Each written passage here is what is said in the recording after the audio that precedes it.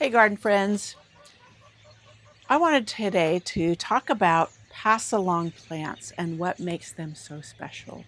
Not only are they free, but they bring with them an element that you just can't buy at a store. So let's get rolling.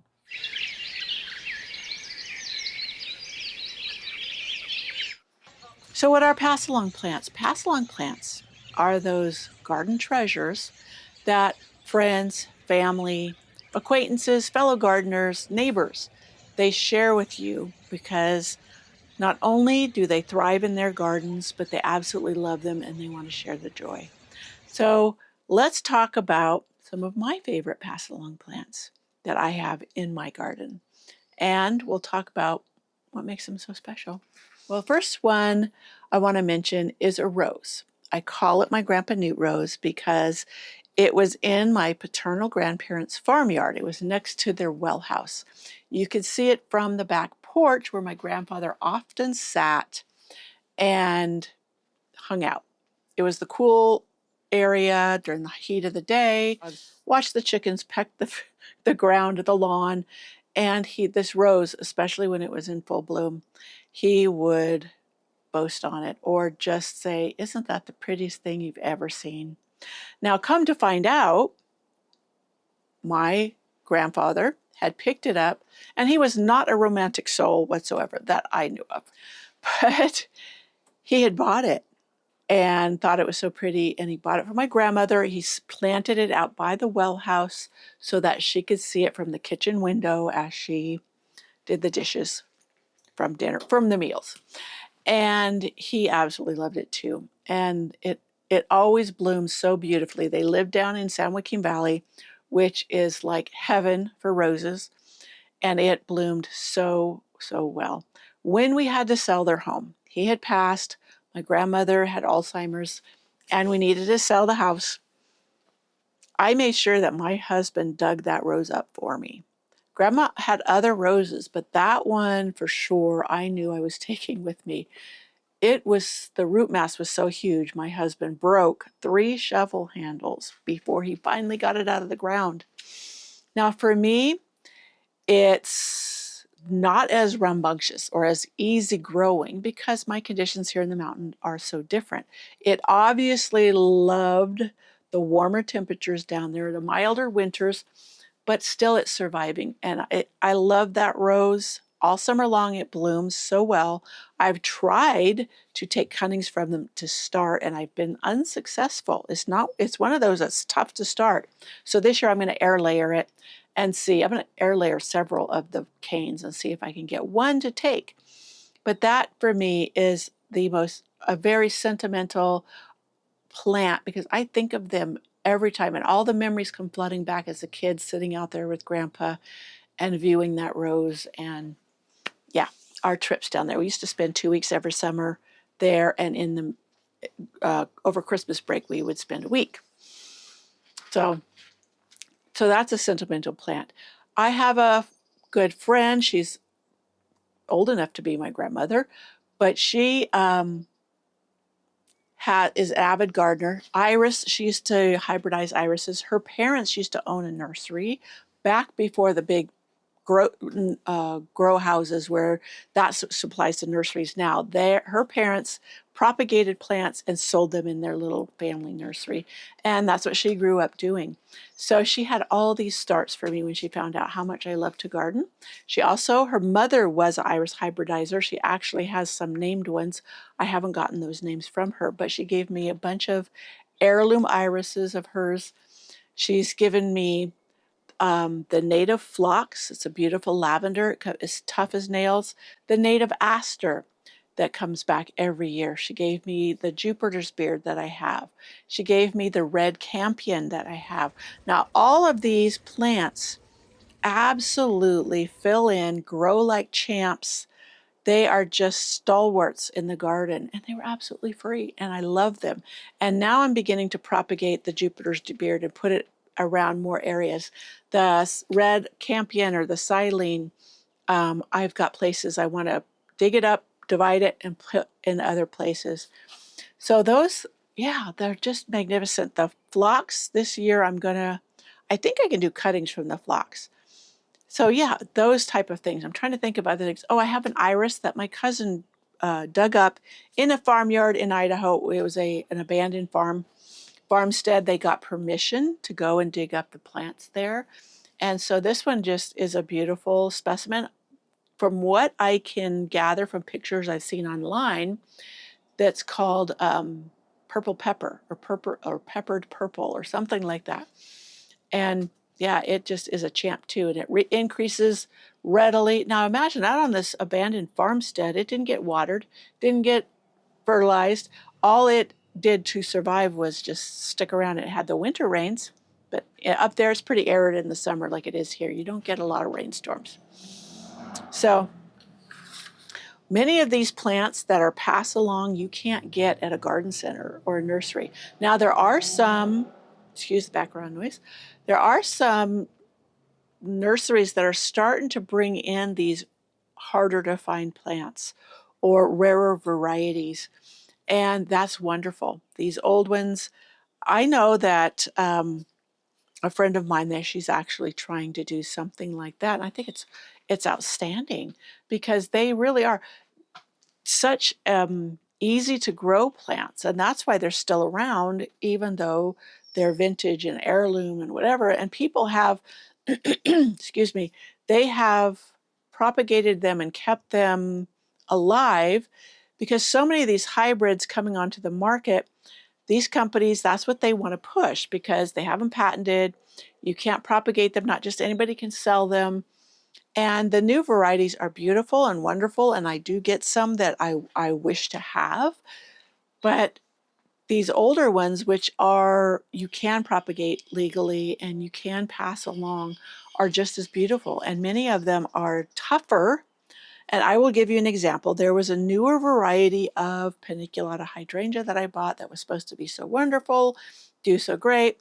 I have an older variety that was just doing great, and that is why I wanted to try this newer one. It was shorter, supposed to bloom sooner. You know what? That newer variety is not half as tough, or as I would say, it's easy growing as the older, well-established variety. That well-established variety, and I don't mean well-established in my garden, I mean it's just been passed down for years. It beats the pants off the newer one. So it's just something that can benefit you. And all of these usually are free, so they're very budget friendly. So if you see a plant that you haven't seen in commerce, meaning for sale somewhere in a neighbor or somebody's garden that you absolutely fall in love with, don't be afraid to ask for a cutting, a division, or whatever, if they know how to do that. A lot of gardeners do. So, and ask them where they got it. There's so much history in many of these plants. And once you find one of those cultivars, you may find there's different varieties of that particular plant that maybe that neighbor doesn't have or that friend, but you can find more and fill your garden with history, with memories, with the love that goes along with privately nurtured plants. I'm looking at some notes. So yeah, there's tons of, now one place I love to get vintage roses because I know the one I got from my grandparents' farm is vintage. I can legally propagate it because it's well over 50 years old, much less 20 years old. And Antique Rose Emporium, they have vintage roses, old roses, heirloom roses, all kinds. They're own root, and they're relatively inexpensive. And what I mean relatively is, compared to others. They keep their costs, their prices down. One thing I would love to do, I would love to go to their nurseries in Texas. I would love to go there and tour it one day. And that's on my bucket list. Maybe one day I'll get to do that. I am going to sign up as an affiliate of theirs. I didn't even know they had an affiliate program, but I have bought a lot of roses from them. And they're roses that I can pass along because they're not under patent. Now I have the Peggy Martin. I have Madame Alfred Carrière. I have Albertine. Now, most of these, except for the Peggy Sue or the Peggy Martin, are heavily scented. And like my Eden rose, that's not heavily scented, but it grows like gangbusters. I ended up with another one I had bought, pretty in pink. Eden. It's supposed to be a more fuchsia pink, and it's a sport of Eden. But when it bloomed, it was just a regular Eden. So I don't know what happened there. And by the time I realized it, then the guarantee, there's a 1-year guarantee with the company I bought it from, was over. So I couldn't get it replaced. I don't know what I'm going to do because it's in a spot that I didn't want a regular Eden.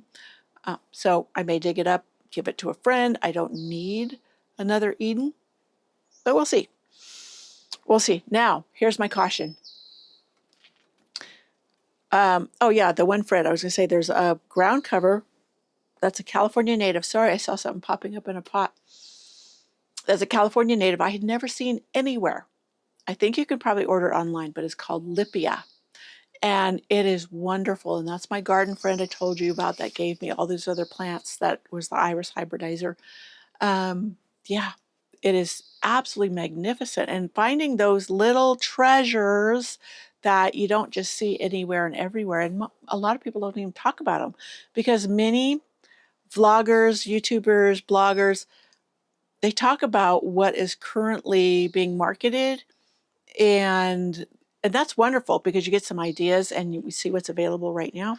But these tried and true heirlooms or vintage plants are well worth some time and some marketing as well, if you can find them. And a lot of times you can like mail order and get them. And so I don't know if you can, Melipia. I'll look and see. So, okay, I wanted to go back to my word of caution on these. Now, sometimes friends will pass along plants that they absolutely love in their garden, but they're really invasive. Now, I have, coming across my neighbor's property, some ivy, and it is coming from a gully, or I should say it is like a seasonal runoff. So it's like in the winter we have a stream or a creek that runs down the hill.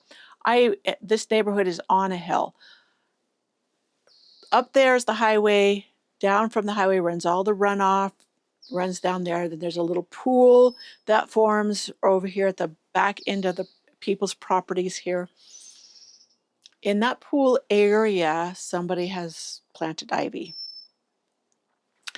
And it has gotten away. And it's coming all the way across my neighbor's property here, and it is almost in my property. For years, it has not done that. Then a bunch of trees were cleared off his property. It got sunlight, and all of a sudden that stuff is going. And so I need to get rid of it, and because it's starting to climb up trees. And I'll show you a video of a tree that it was choking, and now that tree has to be taken down. It's marked to be removed. And the ivy just climbed up it, and they become parasitic, but they start to strangle the tree. And so that's the danger of something that can be or is invasive, like here, ivy. And it can do real damage to your house. I love ivy, don't get me wrong. I've got potted ivy. You see the ivies I have over there? I don't know, I have the needlepoint ivy. I have a variegated ivy. I love them in containers, especially as a spiller. They're tough as nails. You can propagate them. They're beautiful, but don't let them get in the ground. Now, others, check. Whatever someone's giving you, check if it's invasive. Now, you can take a picture of it. You can use Google Lens, and usually it will bring up the right name of that plant or maybe what it is, if the person gifting it to you does not know what it is. There's a lot of things that are invasive in one area but not in another. So always do your research on any plant gifted to you that someone says grows very heartily for them, and they're digging up masses of it and they give it away. Other things that can be invasive, I'll just give you some more examples. Wisteria, chameleon plant, vinca major. I met someone, and I was complimenting her front yard. I'm like, oh, you got the vinca major, and it was just taking off. Oh yeah, she says, that was coming under the fence from my neighbor's yard. I thought it was so pretty, and I put it in front. Good luck getting rid of that. It takes over, and that's what it wasn't kept contained in her neighbor's garden. So all of a sudden it was coming through the fence. That can happen. And that's one of those plants that can be very invasive, can choke out good things you don't want it to. It can be so aggressive, it's a bully. In some areas, I have another acquaintance who has it on a hillside in an area, and he keeps it contained because he really keeps his place manicured. But if he moved and someone else lived there, it would start moving to the neighbors. I'm making sure I'm not missing anything in my notes. So do have fun with pass-along plants, but be careful in what you're getting. What does well for me may not do well for you. So it is locally or regional. Be regional minded. A lot of people will point you in the direction of natives. Natives are good, but natives don't always thrive in your condition. Like the woodlands across from me, the forest, there's natives in there that they will not transplant. They won't grow in my garden because I have composted, and it's made for that type of environment. My garden is not the same environment for those natives, so they won't live here. So keep that in mind. Natives are good, but they're not the answer to everything. When you mix natives with other ornamentals, you have a good cross section for all of the pollinators, because a lot of natives, they're very short blooming. When they're done blooming, pollinators don't have any more food, so the others take over. There is a study that was done at Great Dixter that really shows the power of having both natives and cultivated plants that, or what do you call them? Exotics.